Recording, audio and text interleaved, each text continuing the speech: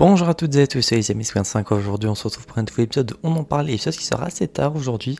J'ai pas eu le temps et la possibilité de le faire plus tôt, mais c'est pas grave. Aujourd'hui on va parler de la réceptionniste Pokémon partie 2.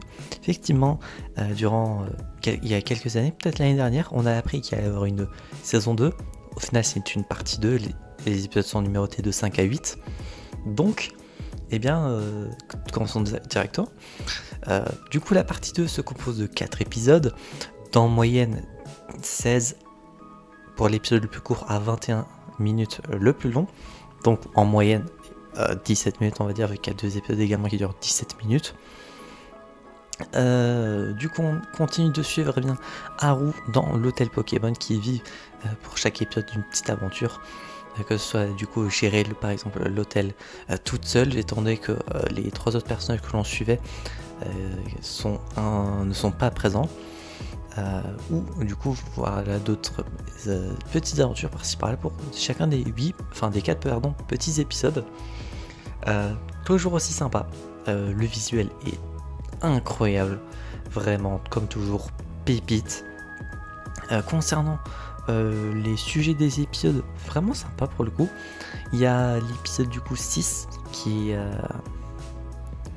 à laquelle on découvre du coup le personnage de Dan, qui est le grand frère de Taylor, le grand frère, l'oncle de Taylor, et donc on découvre ce personnage, et pour le coup je vous avoue que cet épisode-ci, l'épisode 6, j'ai été en larmes à peut-être 2 moments. Pour un épisode de 17 minutes, c'est vraiment énorme. Voilà, il y a des sujets qui ont été touchants, je trouve, surtout au vu de l'âge de Dan. Je comprends le fait que il y a des sujets qui ont été sensibles, etc. pour cet épisode-ci, dans lequel du coup on découvre du coup le personnage de Dan, son histoire avec Fogler et comment il fait sa vie aujourd'hui. Donc voilà, toujours si sympa, le personnage d'Haru toujours si très cool. On découvre du coup 2 nouveaux persos, on va dire. Du coup, Dan qu'on a découvert pour l'épisode à partir de l'épisode 6. Et le personnage de Kent que l'on découvre à partir du 8e et dernier épisode, qui était visible dans le trailer ou les trailers. En tout cas, je sais qu'il était visible, sinon je n'aurais pas parlé de lui. Et globalement, il y a un point négatif que je pourrais dire à propos de ça, mais c'est pas si important que ça, je trouve. Donc globalement, foncez-y, c'est dispo sur Netflix, et au total vous en aurez pour allez 1h11 peut-être de contenu, sachant que les crédits de fin vous pouvez les retirer, donc ça fait déjà peut-être 15 minutes de retirer, je dirais, étant donné qu'il y a les 3 minutes environ de crédit par épisode. Il y a 4 épisodes, donc allez, déjà 12 minutes, 12 à 13-14 minutes qui sont retirées. Alors, je sais que pour l'épisode 8, il y a une petite scène mid-crédit. J'ai pas fait gaffe pour les épisodes 5, 6, 7. S'il y en a une, my bad. J'avoue que j'y ai pas pensé quand j'ai regardé. Mais je pense que de toute façon, s'il y en a, c'est juste une petite scène qui est rajoutée comme pour l'épisode 8. Une petite scène supplémentaire qui est là pour rajouter un petit peu plus de la série. Globalement, point positif, mais du coup voilà, depuis tout à l'heure je suis en train de parler que positivement de la série. Point négatif par contre, bon déjà également point positif, le personnage de Dan très cool, et le personnage de Kent plus sympa que ce que je pensais. Point négatif, la relation entre Kent et Haru, on n'a aucune idée de ce qu'ils sont.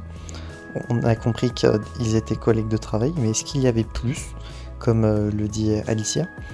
Est-ce qu'ils étaient en couple auparavant? Aucune idée. Après, globalement, c'est pas le sujet important. Et la durée des épisodes très cool. Pour le coup, ils sont pour le coup un peu plus longs que ceux de la première partie. Et d'ailleurs, le fait que ce soit en partie, c'est un peu perturbant. J'aurais peut-être vu ça comme une saison 2 à la limite. Le fait que c'est partie 1, partie 2. Je vois pas vraiment pourquoi ça a été fait comme ça, mais bon, si ça a été fait comme ça, c'est qu'il y a peut-être une raison. Mais du coup, très cool. L'animation toujours aussi pépite, les visuels toujours aussi beaux, la manière dont sont faits les Pokémon. Oh là là, le Arcanin, incroyable. Dracolosos aussi, qui est toujours aussi stylé. Psychoquack, toujours aussi marrant. Et ouais, j'ai rigolé peut-être à 2 moments, en 4 épisodes également. J'ai lâché désormais l'épisode 6. Et pour le coup, très très cool, vraiment très sympa comme seconde partie de la réceptionniste Pokémon. C'était le petit truc bonus, voilà. C'était pas le truc qu'on attendait forcément. Pour le coup, étant donné que globalement on ne s'attendait pas à ce qu'il y ait une suite. Et s'il y en a encore une part derrière, je serais très content. Je crois pas que ça ait déjà arrivé qu'une série Pokémon ait une suite comme ça, pour le coup, parce que globalement, après les trucs qu'on a eu auparavant, genre Pokémon Origins ou Pokémon Evolution, machin, il n'y a jamais eu de suite. Donc là, je pense que ça... Bon, hormis l'animé principal avec Sacha et du coup les horizons derrière, je crois que c'est la première fois peut-être qu'il y a une suite d'une série alternative. Donc très cool. J'espère qu'on verra d'autres petits trucs comme ça arriver. On sait qu'il y a quelque chose avec le studio Raman qui arrive en 2027. Ça sera encore dans longtemps. Il y a Netflix qui a envie de faire un live action sur Pokémon en série. On attend toujours.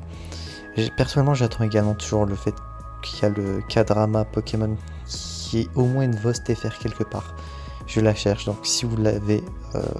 si vous avez un lien ou un endroit où pouvoir le regarder, personnellement je prends parce que bon, j'aimerais bien le regarder, c'est 10 épisodes de 24 minutes en moyenne. J'aimerais le regarder quoi, histoire de voir qu'est-ce que ça donne. Ce serait également mon premier K-drama, étant donné que c'est une série coréenne, je crois. En global c'est une série... non, ça a l'air d'être une série japonaise, je sais pas pourquoi je parlais de K-drama. En tout cas, c'est une série live action et j'aimerais bien la regarder. Donc voilà, concernant la réceptionniste Pokémon partie 2, globalement, les points négatifs que j'ai sont tellement insignifiants que pour la note sur 10, je vais repartir comme pour la première partie que j'avais fait à l'époque. 10 sur 10, vraiment très cool, j'ai rien à redire pour le coup. Je vous conseille fortement de regarder. C'est disponible sur Netflix et peut-être que ça sera disponible sur la chaîne officielle de Pokémon. Ça, j'avoue que je n'ai pas fait la recherche, étant donné que je crois que la partie 1 a été dispo, je crois, pendant quelques temps. Peut-être qu'ils la mettront indéfiniment et du coup qu'ils mettront la partie 2 derrière, je ne sais pas. Donc j'espère que cet épisode vous aura plu. Si c'est le cas, n'hésitez pas à vous abonner, à mettre un petit pouce bleu, à mettre un commentaire sur vous. Enfin, comment appréciez-vous cette seconde partie? Est-ce que vous l'appréciez ou pas? N'hésitez pas à mettre ça en commentaire. Et si vous ne l'avez pas vu, est-ce que vous comptez regarder? Ou si vous n'aviez pas vu la réceptionniste Pokémon, est-ce que vous comptez regarder? Je vous conseille fortement. N'hésitez pas. Et d'ici là, on se retrouvera, que j'espère, la prochaine fois pour de prochaines aventures. C'est 25 et je veux dire enjoy.